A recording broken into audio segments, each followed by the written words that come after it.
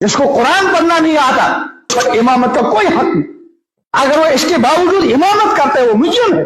چاہے وہ اتنا بہترین خطیب ہو تو اس کے واضح و نصیحت سے پتھر کیوں ٹوٹ جاتے ہوں, ہر آنکھ سے آنسو کیوں نہ بہ رہے ہوں, اگر اس کو قرآن پڑھنا نہیں آتا وہ مصلی کے لائق نہیں. تو یاد رکھیں مجرم ہے وہ انتظامیہ والے جن کو معلوم ہے کہ امام اتنا قرآن غلط پڑھتا ہے کہ اس کی نماز ہی نہیں آتی پھر بھی اس کو لگا رکھا ہے.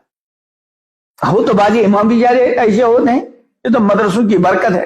اب مسجد میں الحمدللہ صحیح تلفظ کے ساتھ قرآن پڑھنے والے امام مل رہے ہیں, ورنہ اب بھی بہت ساری مسجدیں ایسی ہیں کہ ان کے امام اتنی غلط تلاوت کرتے ہیں کہ وہ نماز ہی نہیں آتی.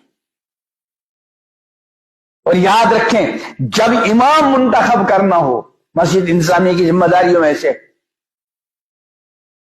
اس امام کے اندر سب سے پہلے یہ دیکھیں کہ اس کو اچھا قرآن پڑھنا آتا بھی ہے کہ سب سے پہلا امتحان قرآن میں. اگر وہ قرآن میں فیل نکلا اب آپ کو مزید پوچھنے کی ضرورت نہیں, وہ ہے ہی امامت کے لائق.